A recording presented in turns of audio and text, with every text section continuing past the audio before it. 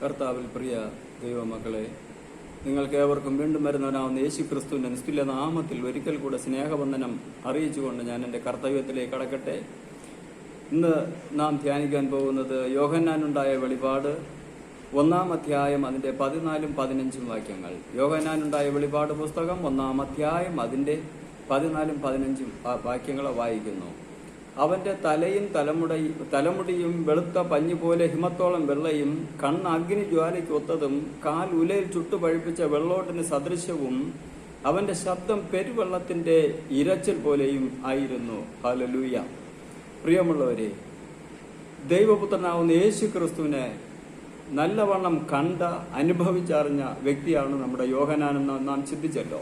അപ്പോൾ ഈ യോഹന്നാൻ ഇപ്പോൾ ഇവിടെ പത്മോസ് ദ്വീപിലായിരിക്കുമ്പോൾ അവിടെ വെച്ച് കാണുന്ന ഒരു അനുഭവമാണ് ആ സ്വർഗീയ ദർശനം. മനുഷ്യപുത്രനോട് സദൃശനാവുന്ന യേശു ക്രിസ്തുവിന്റെ ദർശനം കാണുമ്പോൾ യേശു ക്രിസ്തു എപ്രകാരമുള്ളവനായിരുന്നു എന്ന് അവിടെ വ്യക്തമായി രേഖപ്പെടുത്തിയിരിക്കുന്നു. അവന്റെ തലയും തലമുടിയും വെളുത്ത പഞ്ഞി പോലെ ഹിമത്തോളം വെള്ളം. യേശു ക്രിസ്തുവിന്റെ രൂപമാണ് ഇവിടെ കാണിച്ചിരിക്കുന്നത്. പ്രിയമുള്ളവരെ, തലയും തലമുടിയും ഹിമത്തോളം വെള്ളം.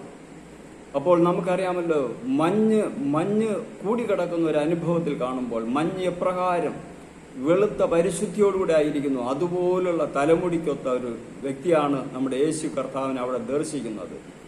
കൂടാതെ അവന്റെ കണ്ണ് അഗ്നി ജ്വാലയ്ക്ക് ഒത്തതും, കാൽ ഉലയിൽ ചുട്ടുപഴുപ്പിച്ച വെള്ളോട്ടിന് സദൃശ്യവുമാകുന്നു. അപ്പോൾ അവന്റെ കാല് ഉലയിൽ ചുട്ടുപഴുപ്പിച്ച വെള്ളോട്ടിന് സദൃശ്യമായിട്ടുള്ള, കണ്ണ് അഗ്നി ജ്വാലയ്ക്കൊത്ത്. അഗ്നിജ്വാല നമുക്കറിയാമല്ലോ, അഗ്നി ജ്വാല എത്രത്തോളം തീ കൂട്ടുന്നു അത്രയ്ക്കും ജ്വാല പ്രകാശിതമായിരിക്കും. അപ്പോഴും അത്രത്തോളം തീഷ്ണതയേറിയ കണ്ണുള്ളവനാണ് നമ്മുടെ കർത്താവായ യേശു ക്രിസ്തു. കൂടാതെ അതിൽ താഴോട്ട് വായിക്കുമ്പോൾ അവിടെ രേഖപ്പെടുത്തിയിരിക്കുന്നത് അതിന്റെ 15-ാം വാക്യത്തിൽ അവന്റെ ശബ്ദം പെരുവെള്ളത്തിന്റെ ഇരച്ചിൽ പോലെയും ആയിരുന്നു എന്നാണ്. അപ്പോൾ യേശു കർത്താവിന്റെ ശബ്ദം പെരുവെള്ളത്തിന്റെ ഇരച്ചിൽ പോലെ. സങ്കീർത്തനങ്ങളുടെ പുസ്തകം നാം വായിക്കുമ്പോൾ അതിൽ രേഖപ്പെടുത്തിയിരിക്കുന്നത് മലകളെ നടുക്കുന്ന ശബ്ദമെന്നാണ്. പ്രിയമുള്ളവരെ, ഇപ്പോൾ നമുക്ക് പുറപ്പാട് പുസ്തകം 24-ാം അധ്യായം 10-ാം വാക്യം അവിടെ രേഖപ്പെടുത്തിയിരിക്കുന്നത് എന്താണെന്ന് നോക്കാം. പുറപ്പാട് പുസ്തകം 24-ാം അധ്യായം അതിന്റെ 10 മുതൽ താഴോട്ടുള്ള വാക്യങ്ങൾ വായിക്കുമ്പോൾ, അവർ ഇസ്രായേലിന്റെ ദൈവത്തെ കണ്ടു. അവന്റെ പാദങ്ങൾക്ക് കീഴെ നീല കല്ലു പടുത്ത തളം പോലെയും ആകാശത്തിന്റെ സ്വച്ഛത പോലെയുമായിരുന്നു. ഇസ്രായേൽ മക്കളുടെ പ്രമാണികൾക്ക് തൃക്കയാൽ ഒന്നും ഭവിച്ചില്ല. അവർ ദൈവത്തെ കണ്ടു, ഭക്ഷണപാനീയങ്ങൾ കഴിച്ചു.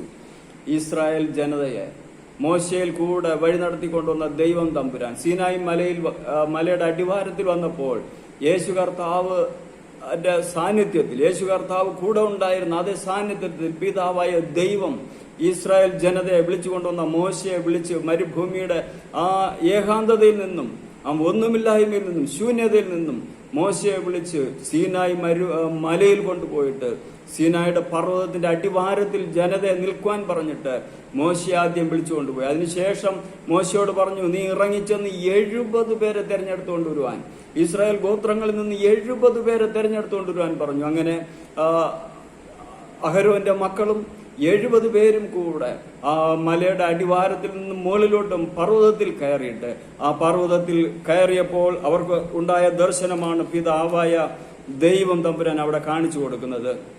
19-ാം വാക്യം, അവർ ഇസ്രായേലിന്റെ ദൈവത്തെ കണ്ടു, അവന്റെ പാദങ്ങൾ എപ്രകാരമുള്ളതായിരുന്നു അവിടെ രേഖപ്പെടുത്തിയിരിക്കുന്നത്. കീഴെ നീലക്കല്ല് പടുത്ത തളം പോലെയും. നീലക്കല്ല് നമുക്കറിയാമല്ലോ, 12 വജ്രാഭരണങ്ങൾ 12 എണ്ണമുണ്ട്, നഖവർണികൾ 12 എണ്ണമുണ്ട്. ആ വജ്രാഭരണങ്ങളിൽ ഉള്ള ഒന്നാണ് നീലക്കല്ല്. ആ നീലക്കല്ല് പടുത്ത തളം പോലെയും ആകാശത്തിന്റെ സ്വച്ഛത പോലെയുമായിരുന്നു. ആകാശം നമുക്കറിയാമല്ലോ, ആകാശം 19-ാം സങ്കീർത്തനം പറയുന്നു, ആകാശം ദൈവത്തിന്റെ മഹത്വത്തെ വർണ്ണിക്കുന്നു, ആകാശവിധാനം അവന്റെ കൈവേലയെ പ്രസിദ്ധമാക്കുന്നു. ദൈവം എപ്രകാരമാണ് ആകാശത്തെ നിർമ്മിച്ചത് എന്ന് അവിടെ രേഖപ്പെടുത്തിയിരിക്കുന്നു. പ്രിയമുള്ളവരെ, ആ ആകാശത്തിന്റെ സ്വച്ഛത പോലെയുമായിരുന്നു. ഇസ്രായേൽ മക്കളുടെ പ്രമാണികൾക്ക് തൃക്കയാൽ ഒന്നും ഭവിച്ചില്ല. ഈ 70 പേരും മോശയും എല്ലാവരും കൂടെ 75ഓളം ആളുകൾ ദൈവത്തിന്റെ സന്നിധിയിലായിരുന്നപ്പോൾ, ദൈവത്തെ മുഖാമുഖം കണ്ടപ്പോൾ, ദൈവത്തോടുകൂടെ ആയിരുന്ന് അവർ ഭക്ഷണപാനീയങ്ങൾ കഴിച്ചപ്പോൾ ഇസ്രായേൽ മക്കളുടെ പ്രമാണികൾക്ക് ഒന്നും സംഭവിച്ചില്ല എന്നാണ് അവിടെ രേഖപ്പെടുത്തിയിരിക്കുന്നത്. പ്രിയമുള്ളവരെ, നമ്മുടെ ഓരോരുത്തരുടെയും ജീവിതത്തിൽ, കുടുംബത്തിൽ, നമ്മുടെ ജീവിതത്തിൽ നേരിടുന്ന എല്ലാ പ്രതിസന്ധികൾക്കും പ്രതികൂല സാഹചര്യങ്ങൾക്കും എല്ലാറ്റിനും ഇവിടെ ഒരു പ്രതിവിധി ഉണ്ട് കർത്താവേ. ആ കർത്താവിന്റെ സന്നിധിയിലാണ് നാം ഇവിടെ ആയിരിക്കുന്നത്. പ്രിയമുള്ളവരെ, നമുക്കല്ലാതെ ഒരു കാര്യം കൂടെ രേഖപ്പെടുത്തിയിരിക്കുന്നത്, മത്തായി എഴുതിയ സുവിശേഷം 17-ാം അധ്യായം താഴോട്ട് അതിന്റെ 2-ാമത്തെ വാക്യം വായിക്കുമ്പോൾ, മറുരൂപം മലയിൽ വെച്ച് രൂപാന്തരം പ്രാപിച്ച യേശു കർത്താവിനെ ദർശിക്കുന്ന യോഹന്നാനെയും പത്രോസിനെയും യാക്കോബിനെയും അവിടെ രേഖപ്പെടുത്തിയിരിക്കുന്നു. അവരുടെ മധ്യയാണ്, അവരുടെ മുമ്പിലാണ് പിതാവായ ദൈവത്തിന്റെ പുത്രനാവുന്ന യേശു കർത്താവ്, മനുഷ്യപുത്രനായ കർത്താവ് അവിടെ രൂപാന്തരം പ്രാപിച്ച് ആ യേശു കർത്താവ് ആണ് ഇപ്പോൾ ഇവിടെ പത്മോസ് ദ്വീപിൽ ഏകാന്തതയിലായിരിക്കുന്ന യോഹന്നാനും ഇവിടെ കാണുവാൻ സാധിക്കുന്നു. പ്രിയമുള്ളവരെ, ആ യോഹന്നാന്റെ മധ്യയായിരിക്കുന്ന, അല്ലെങ്കിൽ യോഹന്നാന്റെ അടുക്കലായിരിക്കുന്ന, യോഹന്നാനെ ശക്തിപ്പെടുത്തിക്കൊണ്ടിരിക്കുന്ന ആ ദൈവത്തിന്റെ ദിവ്യ സാന്നിധ്യം, ആ ദർശനാവുന്ന ദൈവത്തിന്റെ ദർശനങ്ങൾ കണ്ടുകൊണ്ടിരിക്കുന്ന യോഹന്നാനെ ശക്തിപ്പെടുത്തിയ ആ ദൈവത്തിന്റെ കൃപ നമ്മെ എല്ലാവരെയും വീണ്ടും വീണ്ടും ശക്തിപ്പെടുത്തുമാറാകട്ടെ എന്നുള്ള പ്രാർത്ഥനയോടുകൂടെ ഞാൻ എൻ്റെ വാക്കുകൾ ഉപസംഹരിക്കുന്നു. ദൈവത്തിന്റെ പരിശുദ്ധാത്മാവിനാൽ നമുക്ക് ശക്തിയും കൃപയും ലഭിക്കുമാറാകട്ടെ. ആമേൻ, ആമേൻ.